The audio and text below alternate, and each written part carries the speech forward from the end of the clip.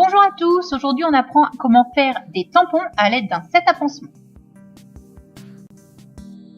On aura donc besoin comme matériel du fameux set à pansement dont on vérifie l'intégrité et la date de péremption comme d'habitude.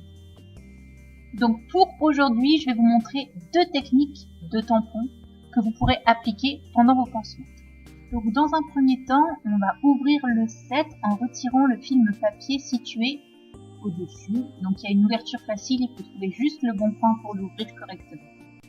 Durant cette étape, à aucun moment vos doigts ne doivent toucher l'intérieur du set. Il faut seulement toucher les bords.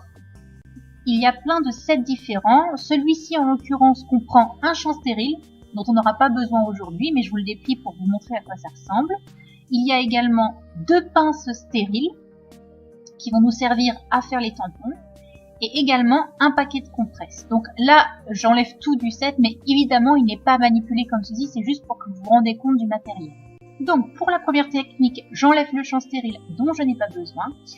Il faut bien sûr avoir accès aux pinces, or nous n'avons pas le droit de mettre les doigts dans le set. Donc nous allons faire ce qu'on appelle sauter les pinces pour pouvoir sortir une pince de son étui, l'attraper avec nos doigts et de cette manière, on pourra sortir la deuxième pince sans destériliser les extrémités ni de l'une ni de l'autre.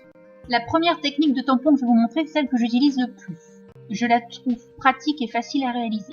Donc vous attrapez un bord latéral avec une de vos pinces et avec la deuxième, vous venez épouser les formes de la première pince et vous enfoncez le coin que vous avez attrapé dans la première afin de faire un tampon. Il faut vraiment que la compresse recouvre toute la pince. Voilà, je vais vous remontrer comment ça fonctionne.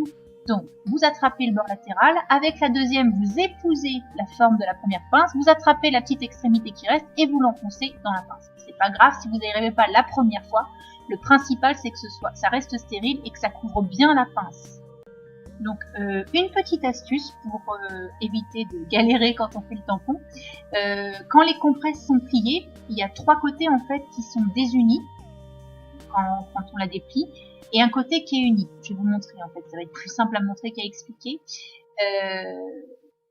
Voilà, j'attrape la compresse, donc vous allez très vite comprendre. Voilà, il y a un côté, vous voyez, celui que j'attrape avec la pince verte, c'est bien soudé, et les trois autres, en fait, la compresse n'est pas soudée. Donc ce que je vous conseille, c'est vraiment d'attraper la pince du côté opposé au côté qui est uni en fait, parce que sinon ça va être très très difficile à manipuler.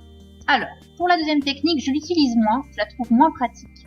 Donc pareil, vous venez attraper le bord opposé au côté uni avec une première pince et avec la deuxième, vous enroulez avec la compresse autour de la pince.